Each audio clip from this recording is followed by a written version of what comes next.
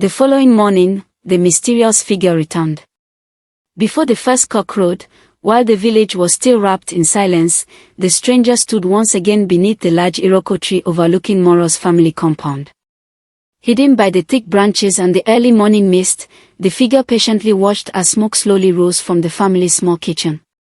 A few minutes later, Mora stepped outside carrying a broom made from dried palm fronds. As always, she began sweeping the compound, humming a gospel song her mother often sang while cooking. The stranger noticed everything. The way she greeted every neighbor with a cheerful smile. The way she stopped to feed the chickens before anyone asked. The way she fetched water for her mother without complaining. She looked nothing like a girl who had grown up believing the world owed her anything. The stranger quietly smiled. So, this is the child. Before anyone could notice, the figure disappeared once more. Inside the house, Mora's mother finished preparing breakfast. "Mora," she called. "I'm coming, Mama." She rushed inside, dusting her hands on her wrapper before sitting beside her parents. Her father bowed his head. "Let us pray." The family held hands as he thanked God for another beautiful morning, for good health, for their little farm, and for the gift of having one another. When the prayer ended, they shared a simple breakfast of boiled yam and palm oil sauce. It was not a feast. But they ate with laughter. Halfway through the meal, Mora's father suddenly cleared his throat. "My daughter." "Yes, Papa. I'll be traveling to the neighboring village tomorrow." Mora looked surprised. "Why?" "There is a trader who wants to buy some of our cassava. If everything goes well, we should have enough money before your birthday." Mora immediately shook her head. "Papa, please don't travel because of me." He smiled. "It isn't only because of your birthday." Her mother laughed softly. "Don't believe him." The old woman teased her husband. "He has been looking for every possible way to surprise you." The three of them burst into laughter. Meanwhile, life inside the royal palace could not have been more different. Preparations for Princess Zara's birthday had reached another level. Dozens of workers climbed ladders, hanging colorful royal banners across the palace walls. Gardeners trimmed every flower and hedge until the palace grounds looked like paradise. Servants polished the marble floors until they reflected like mirrors. Royal guards rehearsed the grand procession that would escort the princess during the celebration. Nothing was left to chance. Inside her dressing chamber, Zara admired herself in a large gold-frame mirror while several palace maids surrounded her. One adjusted her hair. Another measured her waist for a new gown. A third displayed different necklaces and earrings. "Which one do you prefer, Your Highness?" one maid asked. "The diamond necklace or the emerald one?" Zara barely looked. "Both." The maid blinked. "Both, Your Highness." "Yes." She smiled proudly. "I'll wear the emerald during the afternoon celebration and the diamond for the royal banquet." "As you wish, Princess."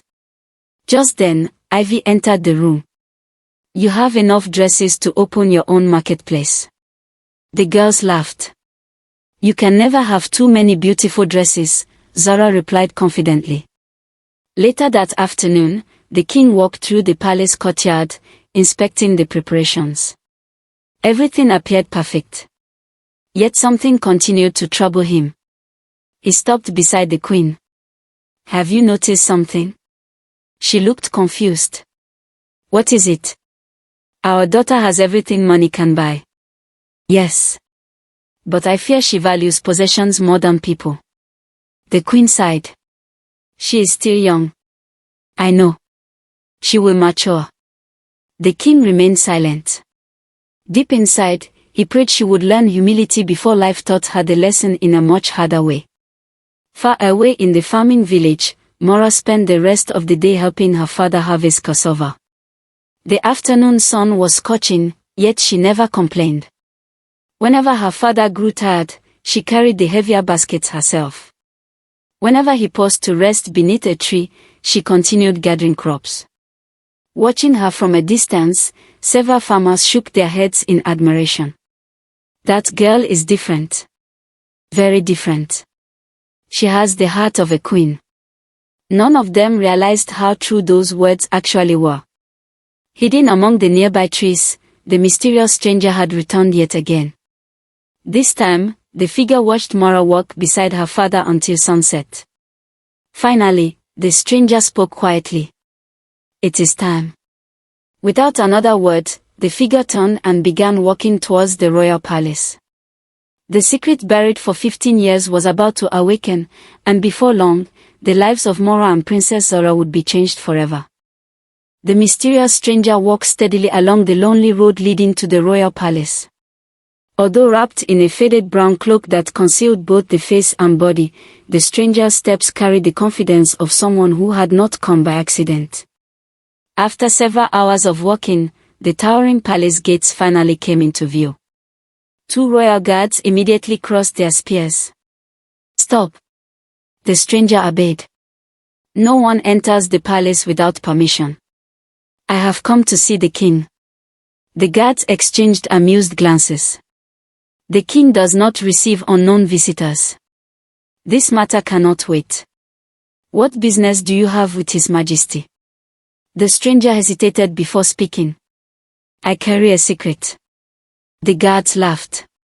Everyone who comes here claims to have a secret.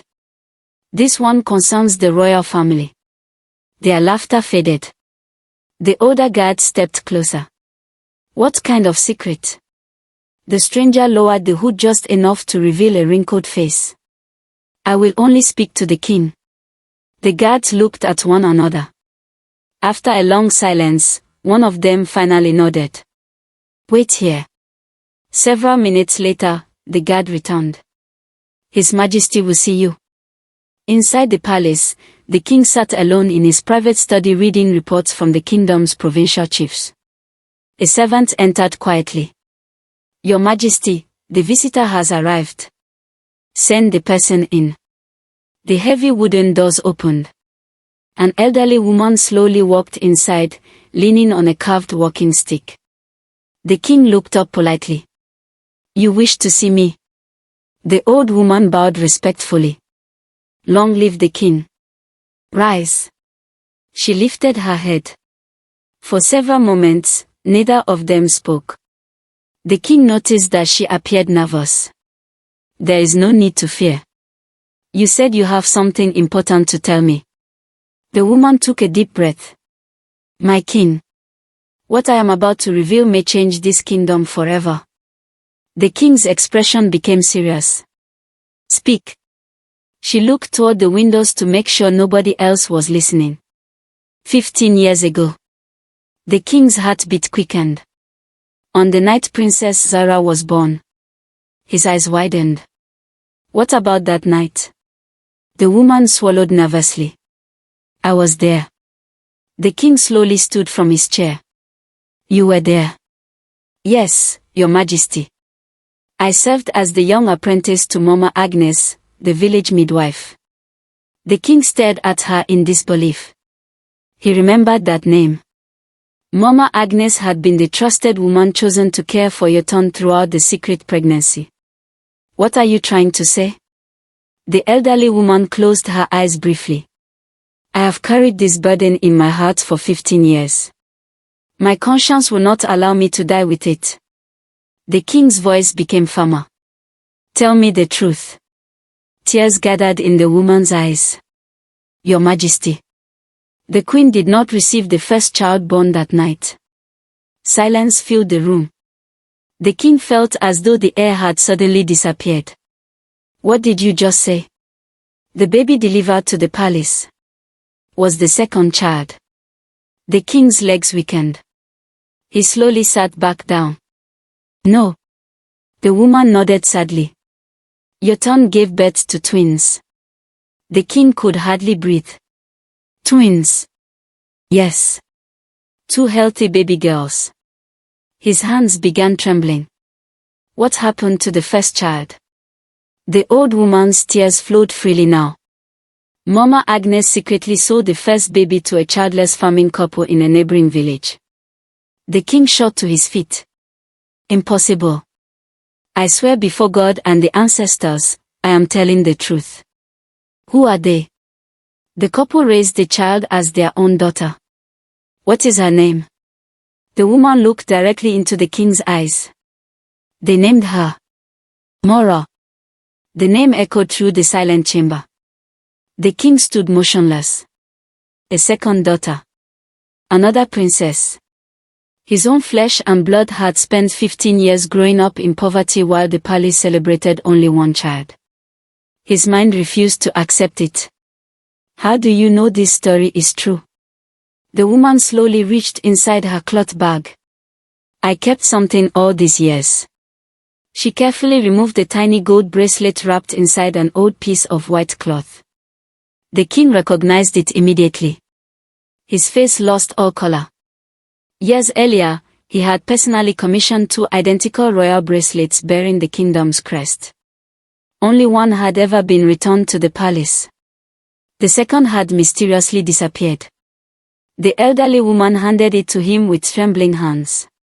Mama Agnes ordered me to place this bracelet on the first baby before she was taken away. I secretly removed it before the child left. I couldn't bear to let everything disappear without leaving behind some proof. The king gently held the bracelet. His hands shook uncontrollably. Every memory from 15 years earlier came flooding back. The secret journey. The hidden pregnancy. The fear of losing the throne. The desperate desire for an heir. Never, not even for a single moment, had he imagined that his own daughter had been stolen. After several minutes of silence, he finally spoke. Does anyone else know? The old woman slowly shook her head. Mama Agnes died 3 years ago. Yotan never knew the first child was sold. The farming couple believe Mora was legally entrusted to them. You are the first person I have told. The king walked toward the window. Outside, preparations for Zara's birthday continued. Musicians rehearsed. Servants decorated the palace. Everyone celebrated the princess who had been raised as the kingdom's only royal child. Meanwhile, somewhere beyond the palace walls, another princess was probably helping her parents prepare supper after a long day on the farm. The king closed his eyes. His heart was torn between joy and sorrow. Joy because another daughter was alive. Sorrow because she had lived 15 years without knowing who she truly was. Slowly, he turned back toward the elderly woman. You will take me to her? The woman nodded. Yes, Your Majesty. But... She hesitated.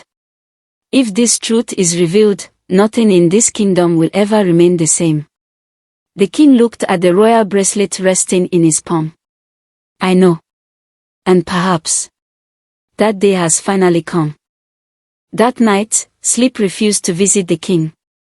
Long after the palace had fallen silent, he remained seated in his private chamber, staring at the tiny gold bracelet resting on the table before him. A single candle flickered beside it. Its dancing flame seemed to mock the peace he had enjoyed for the past 15 years. Everything he believed about that unforgettable night had suddenly been turned upside down. He remembered the joy that filled his heart when the guards secretly placed the newborn into the queen's waiting arms. He remembered the trumpet announcing the birth of the princess. He remembered lifting the child before the cheering crowd, proudly introducing Zora as the future of the kingdom. Had another little girl been crying somewhere in the darkness at that very moment? Had his own daughter been carried away while he celebrated inside the palace? The questions tormented him. Unable to bear the silence any longer, he picked up the bracelet and walked toward the queen's chambers. The queen was still awake, reading beside the window when she heard a knock. My king. She smiled warmly as he entered. You are awake so late. The king forced a smile. I could not sleep. She immediately noticed the troubled expression on his face. What is wrong? He sat beside her without speaking. For several moments, he simply stared at the bracelet lying in his hand. The queen's smile slowly disappeared. You are frightening me. He finally spoke. Do you remember this? She looked closely. The moment she recognized the bracelet, her eyes widened. Where did you find it? I did not find it. It was brought to me. The queen looked confused. But that bracelet disappeared 15 years ago. I know. Silence filled the room. The king slowly looked into her eyes. Someone came to the palace tonight. The queen's heartbeat quickened. Who? The apprentice who assisted Mama Agnes during your ton's delivery. The queen's face immediately turned pale. What did she want? She confessed everything. The queen froze. What, everything? The king's voice broke with emotion. Your ton did not give birth to one child. The queen felt her hands begin to shake. No. She gave birth to twins. The room fell silent. The queen stared at her husband as though she had misunderstood his words. Twins. He nodded. 2 baby girls. Tears immediately filled her eyes. Our daughter. There was another one. The queen covered her mouth. No. The first baby was secretly taken away and sold before our guards arrived. She could hardly breathe. No. No. This cannot be true. The king gently held her shoulders. I wish it were a lie. But the evidence is here. He placed the bracelet into her trembling hands. The queen recognized it instantly. Years ago, she had personally fastened the matching bracelet onto the baby she believed would become the kingdom's princess. There had been 2 identical bracelets. One remained with Sarah. The second had vanished. Now it had returned. The queen burst into tears. My child. My baby. For 15 years. Where has she been? The king held her tightly as she cried against his chest. Neither of them spoke for several minutes. Finally, the queen looked up. Is she alive? Yes. The king smiled through his own tears. She is alive. And healthy. The queen grabbed his hands. Where is she? She lives in a farming village. The queen stared at him in disbelief. A village. She has been raised by the couple who unknowingly adopted her. The queen's tears flowed even more freely. My daughter. Has she suffered? Does she know who she is? The king slowly shook his head. She knows nothing. To her, those farmers are her parents. The queen lowered her head. My poor child. For 15 years. I never even knew she existed. The king looked toward the window. We leave tomorrow morning. The queen looked up immediately. Tomorrow. I cannot spend another day without seeing her. Before sunrise, the king and queen secretly left the palace.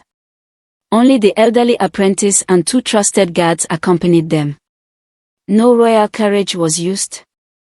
No royal flags were displayed. To anyone watching, they appeared to be ordinary travelers. After several hours, they reached the small farming village. Life there had already begun. Women swept their compounds. Children chased one another along the dusty roads. Farmers carried hoes toward their fields. The queen looked around quietly. So this is where she has lived. The elderly woman pointed toward a modest mud house surrounded by cassava plants. That is Mora's home. The queen's eyes immediately filled with tears. It was far smaller than the servants' quarters inside the palace. Its thatched roof had been repaired several times. The wooden fence leaned to one side. A few chickens wandered freely around the compound. The queen whispered softly. My daughter. At that very moment, Mora stepped outside carrying a bucket of water. She smiled brightly as she greeted a passing neighbor. Good morning, Mama. Good morning, my daughter. The queen watched in silence. There was something strangely familiar about the girl's smile. Then Mora laughed at something her mother said. The queen suddenly grabbed the king's arm. Did you see that? What? When she laughs. She looks exactly like Zora. The king nodded slowly. I noticed. Moments later, Moro's father came outside carrying his farming tools. He affectionately placed his hand on Moro's head. My daughter, are you ready? Yes, Papa. She smiled warmly before taking the hoe from his hands. I carry this. No. He laughed. I am still stronger than you. They both laughed together. The queen could no longer hold back her tears. She loves them. The king nodded. And they love her. The elderly apprentice spoke quietly. They have always treated her as their own child. The queen watched as Moro hugged her mother before leaving for the farm. So much love. She whispered. And she has no idea that she is a princess. The king looked at his wife. What should we do? The queen remained silent for a long time. If they revealed the truth immediately, Moro's peaceful life would change forever. The farming couple who had loved and sacrificed everything for her could lose the daughter they cherished. But if they remained silent, their own daughter would continue living without ever knowing her true identity. The queen closed her eyes. No decision had ever felt so difficult. As they stood hidden behind the trees watching Moro disappear down the village path with the people she called mother and father, neither the king nor the queen realized that another pair of eyes was watching them from a distance. Princess Zora's loyal companion, Ivy, had secretly followed the royal couple after noticing their strange departure from the palace. Hidden behind a large baobab tree, she frowned. What are the king and queen doing in this village? She narrowed her eyes as she watched them staring at the young village girl. Something was terribly wrong. And she was determined to find out exactly what it was. Ivy remained perfectly still behind the thick baobab tree, careful not to make the slightest sound. Her heart pounded against her chest. She had never intended to spy on the royal family, but when she noticed the king and queen leaving the palace before sunrise without their usual royal escort, curiosity got the better of her. Now, after following them all the way to the farming village, she could hardly believe what she was seeing. The king and queen were hiding behind trees, watching an ordinary village girl. There has to be something I don't understand, she whispered to herself. She leaned forward slightly, trying to hear their conversation, but they were too far away. All she managed to see was the queen wiping tears from her face while staring at Moro. The sight puzzled her even more. Why would Her Majesty cry over a peasant girl? Before Ivy could move any closer, one of the royal guards suddenly turned in her direction. Thinking she had been spotted, she quickly ducked behind the tree, holding her breath. The guard scanned the area carefully. After a few tense moments, he turned away. Only then did Ivy breathe again. I have to tell Princess Zora, she murmured. But first, I need to know the truth. Meanwhile, Moro and her father continued walking toward their farm. The morning air was fresh, and the fields glistened with dew. As they walked, Moro noticed her father unusually quiet. Papa. He smiled. Yes, my daughter. You've hardly spoken since we left home. The old farmer laughed softly. I've just been thinking. About what? He looked at her lovingly. In a few days, you'll be 15. Yes. It feels like only yesterday when your mother placed you in my arms. Moro smiled. You always say that. Because it's true. He chuckled. You were so tiny. And so stubborn. I was not stubborn. Oh, you were. You cried every night until your mother carried you. Moro burst into laughter. I don't believe you. I can even call your mother as a witness. The two laughed together as they continued along the narrow path. Watching from a distance, the queen could no longer control her emotions. Every smile they shared pierced her heart. They have memories with her, she whispered. They watched her take her first steps. They heard her first words. They celebrated every birthday. The king lowered his head. And we missed all of it. The queen's tears rolled freely. I wasn't there when she lost her first tooth. I wasn't there when she fell sick. I never braided her hair. I never sang her to sleep. Her voice broke. I have lost 15 years. The king gently held her hand. It was stolen from us. The elderly apprentice quietly stepped forward. Your Majesties. There is something else you should know. The king looked at her. What is it? Mora doesn't know she was adopted. The queen frowned. The farming couple never told her. The woman shook her head. No. They feared that if she learned the truth, she would one day leave them. The queen sighed deeply. I cannot blame them. They loved her. They raised her. They protected her. They are her parents in every way except blood. The king nodded. They deserve our gratitude. Not punishment. That afternoon, after finishing work on the farm, Mora and her father loaded baskets of fresh vegetables onto a small wooden cart. As they returned home, they met several villagers on the road. Mora. A little boy came running toward her. My mother said to thank you. What for? The herbs you brought when my sister was sick. Mora smiled. How is she now? She's much better. Thank you. Mora bent down and gently patted his head.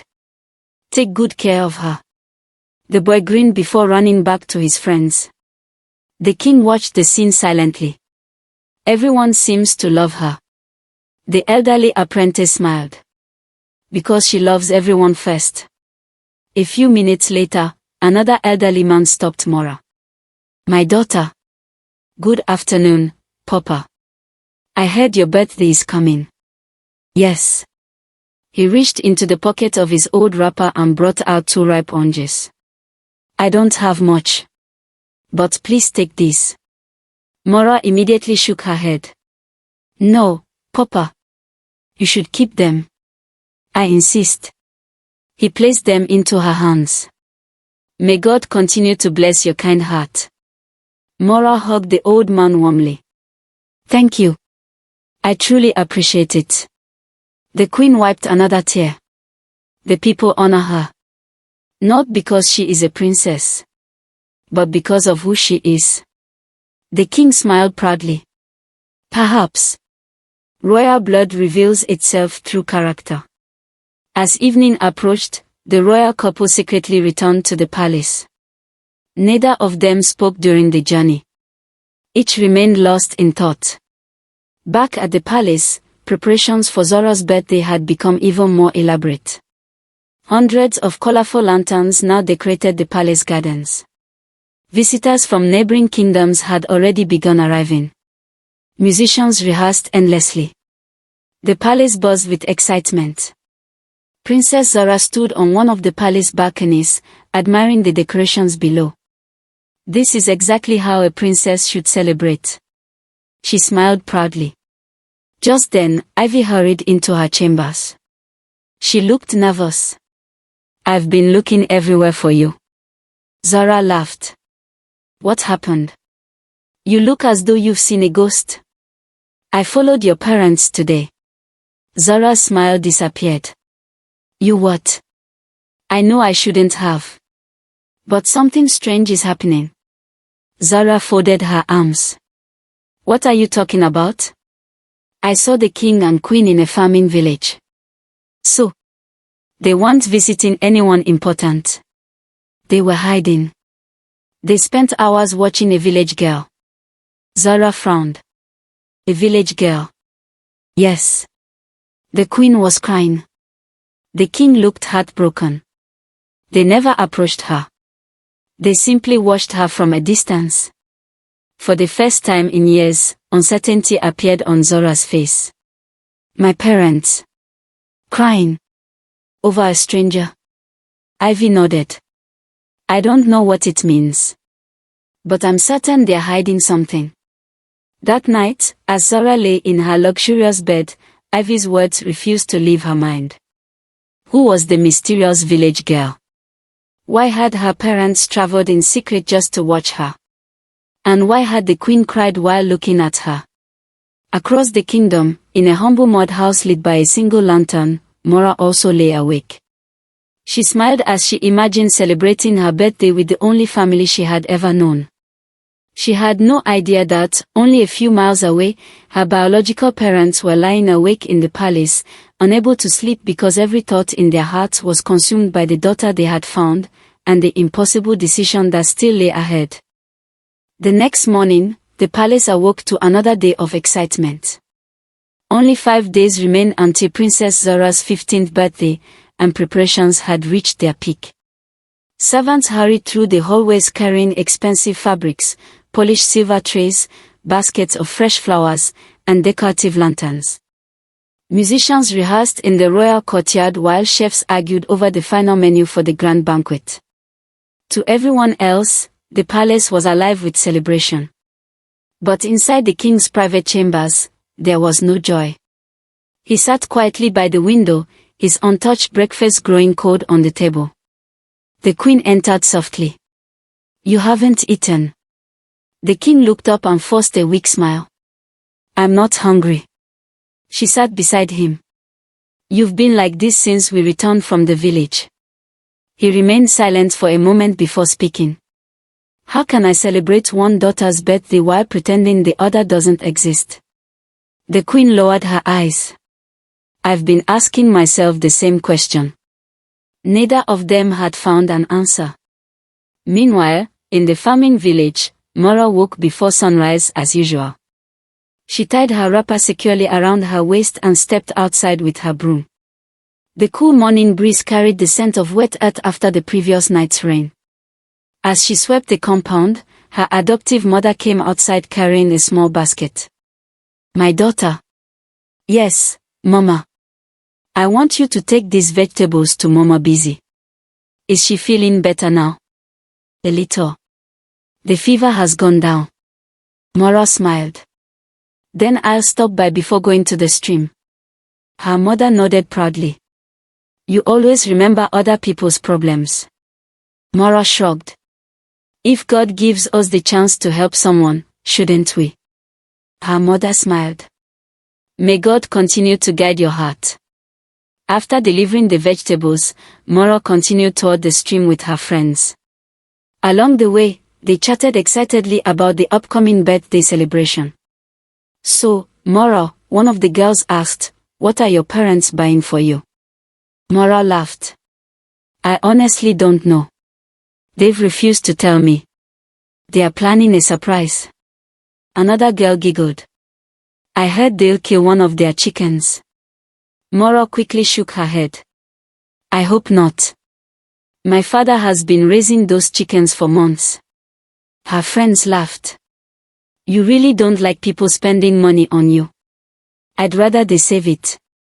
One of the older girls smiled. "Your husband will enjoy having a wife like you someday." Immediately, everyone burst into laughter. Mora covered her face in embarrassment.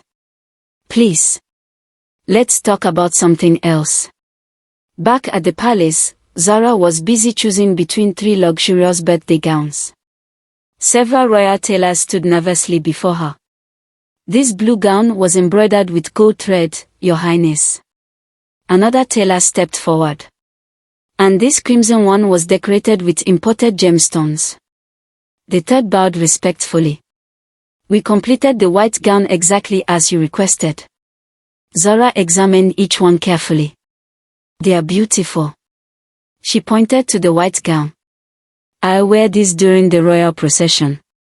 She turned toward the blue dress. "This one for welcoming our guest." Finally, she smiled at the crimson gown. "And this?" She admired it in the mirror. "For the evening banquet." The tailors bowed together. "As you wish, Princess." Outside the chamber, the queen watched silently. Normally, she would have joined Zara with excitement.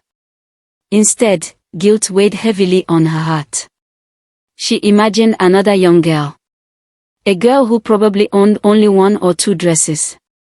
A girl who had no idea that expensive gowns were being prepared for her twin sister. The queen quietly wiped away a tear before anyone noticed.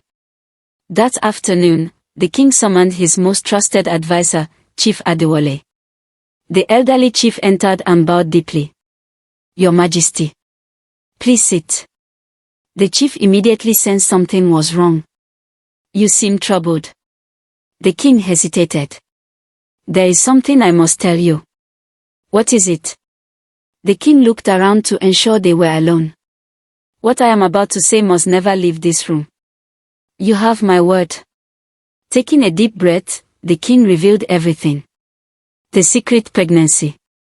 The surrogacy. Your turned. The twins. The missing child. And more. Chief Adewale sat speechless. When the king finally finished, the old chief remained silent for a long time. Finally, he spoke. "This changes everything. I know. If the truth becomes public, the kingdom will be shaken." The king nodded. "But hiding the truth would be another injustice." Chief Adewale folded his hands thoughtfully. "Then Your Majesty must ask yourself one question." "What question?" "What is more important? The peace of the kingdom? Or justice for your daughter?" The king had no answer. Late that evening, another unexpected visitor arrived at the palace gates.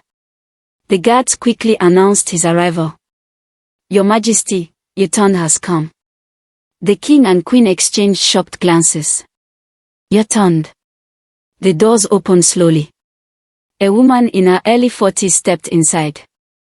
Time had left gentle lines on her face, but her eyes remained kind and humble.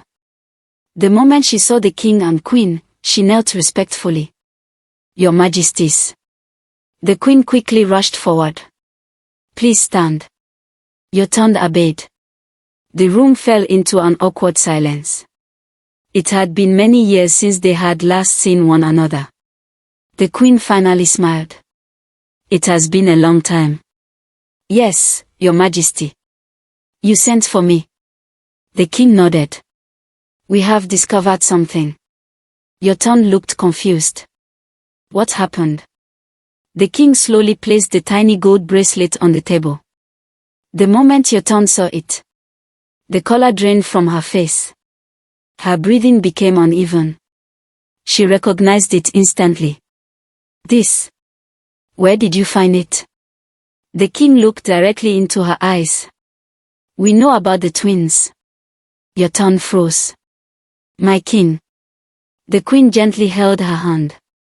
"We know that one of our daughters disappeared that night." Tears immediately flooded Your turn's eyes. She staggered backwards. "No. No." She shook her head repeatedly. "I didn't know. I swear before God. I didn't know." The queen embraced her as she sobbed uncontrollably. "I believed I had delivered only one child. They never showed me the first baby. They told me I was exhausted. They placed one baby in my arms. I thought there had only been one." The king realized she was telling the truth. She, too, had been deceived. After years of carrying the weight of a dangerous secret, Yuton was discovering that someone had betrayed all of them. The queen gently wiped Yuton's tears. "Our daughter is alive." Yuton slowly looked up. "Alive?" "Yes." The queen smiled through her tears. "She is alive. And in 5 days, she will also turn 15. Yuton covered her mouth as fresh tears rolled down her cheeks. Somewhere in the kingdom lived the child she had carried beneath her heart for 9 months. A daughter she had never held. A daughter she had believed never existed.